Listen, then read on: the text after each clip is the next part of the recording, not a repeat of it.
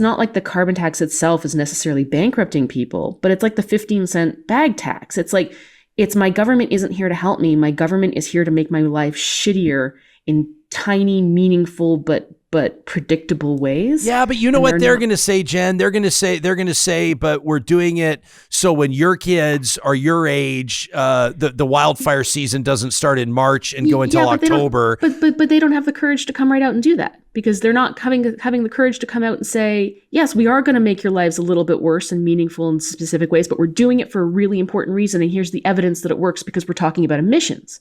They don't have the courage of their own convictions, so they can't make that argument.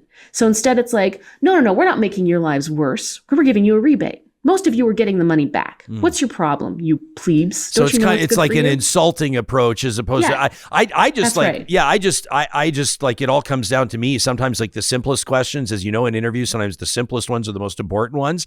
And in this case, to the critics of carbon pricing, it may be, what's your alternative, or what's your plan? What's your plan? The plan can't be to do nothing. We acknowledge there's an issue, right? Most people acknowledge there's an issue. That being said, sure, our plan in Canada could be to do nothing. But if our plan is to do, if the plan is to do nothing, then we have to have a conversation about what the consequences of doing nothing are. Yep. And the consequences of doing nothing are not going to be wildfires, because bluntly, even if we put in the most stringent carbon tax available to us, that's not going to prevent wildfires. We all know that.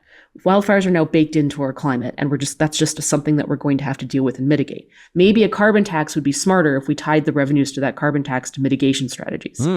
That I think would make more sense to me. The real conversation that the Conservatives are going to eventually need to answer if they become government is, if the answer is to do nothing, what are the consequences of nothing?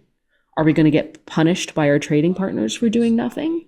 Does it become harder for oil sands or other major investments to get international capital funds and because we are doing the nothing? Answer is yes. The answer is yes. Absolutely, the answer is yes. And we've already seen that happen.